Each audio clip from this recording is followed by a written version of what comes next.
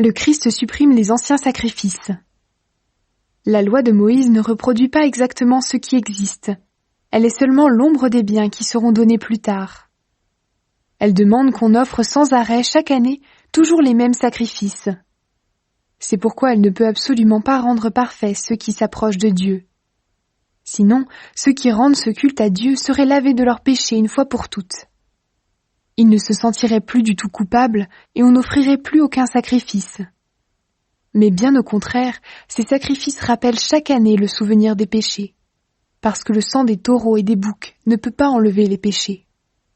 C'est pourquoi au moment où le Christ va entrer dans le monde, il dit à Dieu : « Tu n'as pas voulu de sacrifice ni d'offrande, mais tu m'as fait un corps. Les animaux brûlés sur l'autel et les sacrifices pour les péchés ne te plaisent pas. Alors je t'ai dit : me voici, je viens faire ce que tu veux.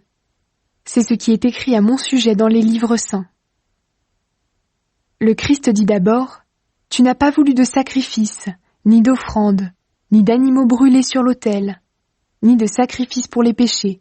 Ils ne te plaisent pas. » Et pourtant, la loi demande qu'on offre tous ces sacrifices.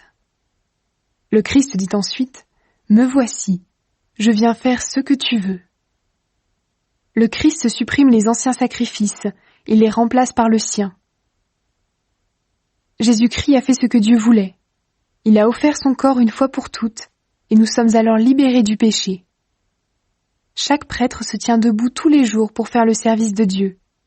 Il offre souvent les mêmes sacrifices, mais ceux-ci ne pourront jamais enlever les péchés. Au contraire, le Christ a offert un seul sacrifice pour les péchés, puis il s'est assis pour toujours à la droite de Dieu. Maintenant, il attend que Dieu mette ses ennemis sous ses pieds. Avec une seule offrande, il a rendu parfait pour toujours ceux qui sont libérés du péché. L'Esprit Saint nous l'affirme aussi en disant d'abord : « Le Seigneur dit : voici l'alliance que je vais établir avec eux après ces jours-là. Je mettrai mes lois dans leur cœur et je les écrirai dans leur intelligence. » Puis il ajoute : « Je ne me souviendrai plus de leurs péchés ni de leurs fautes. » Et quand les péchés sont pardonnés, on n'a plus besoin d'offrandes pour les enlever. Le Christ a ouvert un chemin nouveau. Frères et sœurs chrétiens, nous sommes sûrs de pouvoir entrer librement dans le lieu très saint, parce que Jésus a répandu son sang.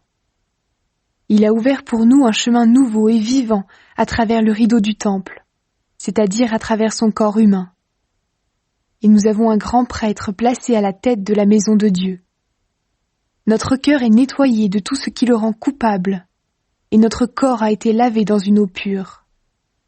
Alors approchons-nous de Dieu avec un cœur sincère et en croyant avec assurance.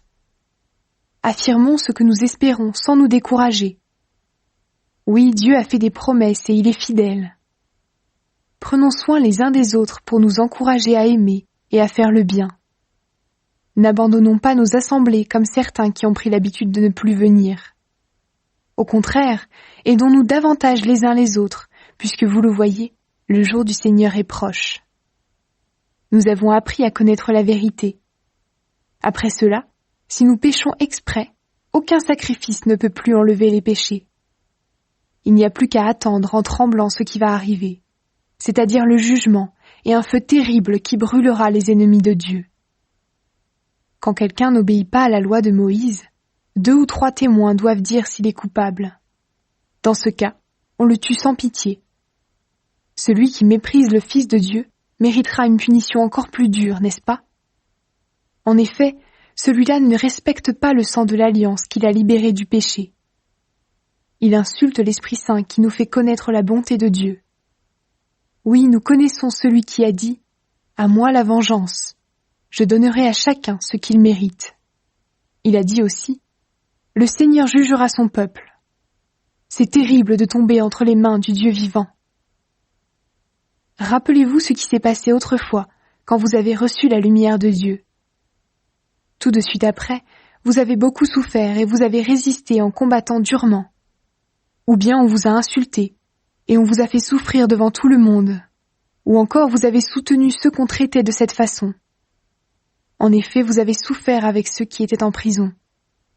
Vous avez accepté avec joie qu'on vous arrache vos biens, parce que vous le saviez. vous possédiez une richesse plus grande et qui dure toujours. Alors ne perdez pas votre confiance. Grâce à elle, vous recevrez une grande récompense. Vous avez besoin de patience pour faire ce que Dieu veut et obtenir ce qu'il promet. En effet, les livres saints disent « Encore un peu de temps, très peu de temps, et celui qui vient sera là, il va venir bientôt. » Dieu dit « Celui qui croit en moi est juste, et par là il aura la vie. Mais s'il retourne en arrière, je ne mettrai plus ma joie en lui. » Nous ne faisons pas partie de ceux qui retournent en arrière et qui se perdent. Nous croyons en Dieu et nous serons sauvés.